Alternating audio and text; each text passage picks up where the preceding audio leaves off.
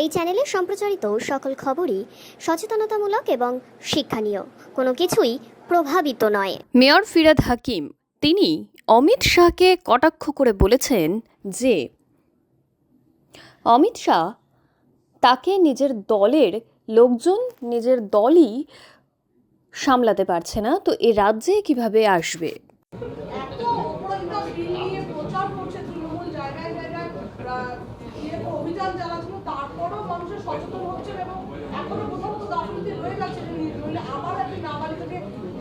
গাফিলতি কিছু নেই, কিছু ক্রিমিনাল, কিছু মানসিক বিকৃতি মানুষ সমাজে এখন তারা অ্যাক্টিভ হয়ে গেছে।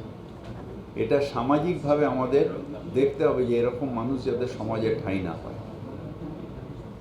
তার কারণ এইগুলো বাংলার যে আমাদের সমাজ, বাংলার যে আমাদের কালচার, তার সাথে এটার ঠিক নয়। এটা বাংলায় আমরা সহ্য করতে পারি না, এবং যারা এটা করছে এটা একটা অন্যায়। এবং আমাদের যখন অপরাজিতা বিলটা আসবে,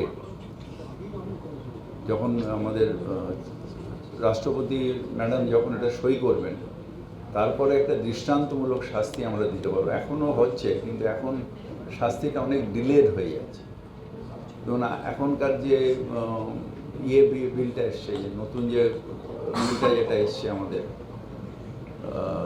কি বেদিকা, যেটা পার্লামেন্টে আইপিসির বদলে যেটা হলো ন্যায় সংবিধান, সেটারও বিচার প্রক্রিয়া হচ্ছে, কিন্তু সেটা অনেকটা ডিলেড হবে। এই বিলটা আসলে অনেক তাড়াতাড়ি বিচার প্রক্রিয়া হবে, এবং সাথে সাথে যদি justice delayed is justice denied. সুতরাং বিচার প্রক্রিয়া করে যারা ক্রিমিনাল, তাদের একটা দৃষ্টান্তমূলক শাস্তি না দিলে এই ক্রিমিনালরা ভয় পাবে না। আপনারা ওগুলো টেনশন করছেন, কোনো রোহিঙ্গা কোথাও ঢুকছে না, কোনো জনসংখ্যা কোথাও ঢুকছে না। মানুষ যারা ভারতীয় মানুষ তারাই ভারতে থাকছেন, আমাদের কোনো রোহিঙ্গা ঢোকাতে হয় না। এটা হচ্ছে একটা কমিউনাল ইস্যু। রোহিঙ্গা করে একটা কমিউনাল ডিভিশন করার চেষ্টা করছে, মানুষকে বিভ্রান্ত করার চেষ্টা করছে। এখানে কোনো রোহিঙ্গা বলে কিছু নেই। আর রোহিঙ্গা যারা বাংলাদেশে আছে, আমি যতদূর জানি, তারা সবাই যে টেরোরিস্ট তা নয়, তারাও অত্যাচারিত বার্মায়। তার মধ্যে কিছু মানুষ নিশ্চিতভাবে হয়তো আর্মস হাতে নিয়েছে, কিন্তু তার মানে একটা সেক্টকে পুরোপুরি আপনি টেরোরিস্ট বলে দেবেন, এটাও ঠিক নয়। কিন্তু আমাদের এখানে কোনো রোহিঙ্গা নেই।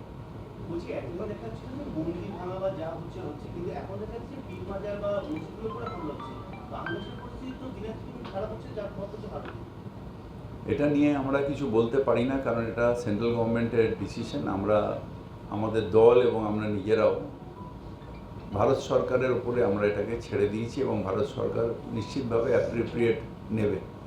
কিন্তু বাংলাদেশে যেভাবে হিউম্যান রাইটস লঙ্ঘিত হচ্ছে, আমরা সবাই খুব উদ্বেগের সাথে, স্পেশালি আমরা যারা বাংলার মানুষ, যারা বাঙালি, যারা বাংলার সংস্কৃতি কৃষ্টিতে বিশ্বাস করি, ওপারের সংস্কৃতির সাথেও আমরা বিশ্বাস রাখি। ওপারে আমাদের কাজী নজরুলের পরিবার থাকেন, এবং সেখানে তার কবরও আছে। সুতরাং ওপারে যেটা হচ্ছে সেটার মধ্যে আমাদের উদ্বেগ বাড়ছে, এটা ঠিক হচ্ছে না। আমাদের দেশের জাতীয় সামনে রেখে অবমাননা করছে, আমরা সবাই তার তীব্র প্রতিবাদ করি। আমার জাতীয় পতাকা আমার কাছে সম্মান, আমার সম্মানকে যে নষ্ট করবে তাকে নিশ্চিতভাবে আমি করি। কিন্তু যেহেতু এটা অন্য দেশের ব্যাপার, এটা আমাদের সেন্ট্রাল গভর্নমেন্টের যে বিদেশ নীতি, তার সাথে আমরা সমর্থন করি, এবং আমরা আশা করব যে সেন্ট্রাল গভর্নমেন্ট অ্যাপ্রোপ্রিয়েট স্টেপ নেবে। আপনি আমার মুখ দিয়ে এগুলো বার করতে পারবেন না, কারণ ভারত সরকার যেটা করবে সেটাই আমাদের কাছে। একটা বিষয়, আপনারা তো বারবার কেন্দ্র সরকারের যে স্টেপ নেবে তার পক্ষে থাকার কথা বলছেন, কিন্তু সরকারের তরফ থেকে বারবার বাংলাদেশের সাথে যোগাযোগ করা হচ্ছে, এবং সেখানকার সংখ্যালঘু যে সমস্ত মানুষ নির্যাতিত হচ্ছে। আপনি খালি সংখ্যালঘু বলছেন কেন? ওখানে সংখ্যালঘু গুরু যারা ওখানকার, তাদের হত্যা হয়নি? আমাদের ফিল্ম পার্সোনালিটির হত্যা হয়নি? ডাইরেক্টরের হত্যা হয়নি? সুতরাং ওখানে মানুষের হত্যা হচ্ছে, সংখ্যালঘু মানুষের হত্যা হচ্ছে, সংখ্যাগুরু মানুষের ওখানকার হত্যা হচ্ছে। তো স্বাভাবিকভাবে এই যে নিরাপত্তা অন্তত মানবাধিকার লঙ্ঘন যেটা হচ্ছে আপনি মানবাধিকার লঙ্ঘন হচ্ছে। এই যে একটা নিশ্চিত করা যাচ্ছে না, কিন্তু তাদের নিরাপত্তা আমি সুনিশ্চিতভাবে বিশ্বাস করি যে ভারত সরকার অ্যাপ্রোপ্রিয়েট স্টেপ নেবে, কারণ আমরা তো এখানে আছি, এখানে তো আমাদের পক্ষে সম্ভব না বিদেশ নীতি, কিন্তু ওখানে নেবে। বাংলাদেশ সৃষ্টি হয়েছে ভারতের অবদান, এটা সুতরাং তারা এটা ভুলে গেলে চলবে না যে ভারতের অবদানের জন্য আজকে বাংলাদেশ রয়েছে। বাড়ছে শীতের আগে এখানে আমি বলতে পারি আইডিতে দুজন মারা গেছে। সারা বাংলায় বিভিন্ন জায়গা থেকে বেলেঘাটা আইডিতে আসে, কলকাতার শুধু লোক থাকে না। আমাদের এখানে যে রিপোর্ট আছে সেটা হচ্ছে আমাদের ম্যালেরিয়াতে 24/11 পর্যন্ত আমাদের কেস হয়েছে 9933, আগের বছর ছিল 23-এ, এবার হয়েছে 5700, অর্থাৎ আমাদের 42% ডাউন আছে ম্যালেরিয়া। আর ডেঙ্গুর ক্ষেত্রে আমাদের 92% ডাউন, মানে আগের বার যা হয়েছিল 13,682টা কেস হয়েছিল, এবার 1081টা কেস ডেঙ্গুর এখনও পর্যন্ত রিপোর্ট হয়েছে, মানে 92% ডাউন আছে কলকাতা। এবার নিশ্চিতভাবে কলকাতা তো সারা ভারতবর্ষ থেকেই মানুষ আসে চিকিৎসার জন্য, কোথায় কি হচ্ছে এটা আমার জানা নেই।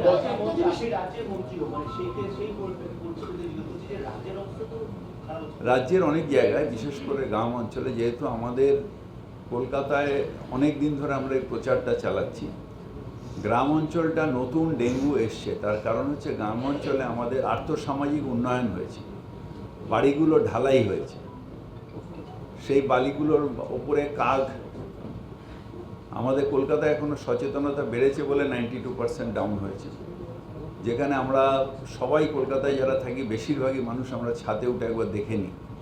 আমারও পুরনো বাড়ির ছাদে রবিবার সকালে একবার ঘুরি আমি, যে ওখানে পাশাপাশি কোথাও ভাঁড় পড়ে আছে কি না, কোথাও দইয়ের হাঁড়ি পড়ে আছে কি না, টবের মধ্যে জলটা রয়েছে কি না, এটা দেখি আমরা। কিন্তু গ্রাম অঞ্চলে এখনও সেই হ্যাবিটটা হয়নি, ঢালাই করে হয়তো ছাদে যাওয়ারই সিঁড়িটা করেনি, একতলা বাড়ি ঢালাই করেনি। সেখানে এবছরটা একটু বেশি হয়েছে। আমরা আশা করছি যে আমাদের কাছে আমরা অনেকগুলো তথ্য দিয়েছি, পঞ্চায়েত মিনিস্ট্রিকেও দিয়েছি, আবার আরবান মিনিস্ট্রিকেও দিয়েছি, আমাদের কলকাতা কর্পোরেশনের যে ডেঙ্গু নিয়ে আমরা কি করি, তো এটা ওরা করছে, এবং এটা যদি সাকসেসফুলি করে আগামী বছর হয়তো কমে যাবে। নিশ্চিতভাবে ওয়েদারে আমাদের এই সময় হঠাৎ করে যে একটা ডিপ্রেশন তৈরি হয়েছে, এটা একদম অ্যাবনর্মাল, এবং ডিপ্রেশন তৈরি হওয়ার পরে সেটা রিচ করতে এত টাইম লাগে, ডিপ্রেশনটা সাগরের মধ্যে ঘুরে বেড়াচ্ছে, এটা দানার ক্ষেত্রেও দেখা গেছে। সুতরাং এটা নর্মাল নয়। সুতরাং আমাদের তো একটা গ্লোবাল ওয়ার্মিং বা গ্লোবাল ওয়েদার চেঞ্জ এমনভাবে হচ্ছে যেখানে এগুলো হচ্ছে। আর আমাদের দুর্ভাগ্য হচ্ছে যে আমরা ইকুয়েটারের কাছাকাছি থাকি, সেই জন্য আমাদের এখানে রিপ্রোডাক্টিভিটিটা খুব বেশি। আমাদের এই উষ্ণ গরম এতে রোগও বেশি হয়, মানে যে কোনো এতে এটা রিপ্রোডাক্টিভিটিটা বেশি হয়, সেই জন্যে আমাদের এই সব রোগ টোগ এগুলো এই সময় এই জায়গাটা বেশি, এখান থেকে নিয়ে আফ্রিকা পর্যন্ত এরকম। ডেঙ্গির লাস্ট সপ্তাহে পরিসংখ্যানটা বলবেন, মানে এই গত সপ্তাহে আগে এই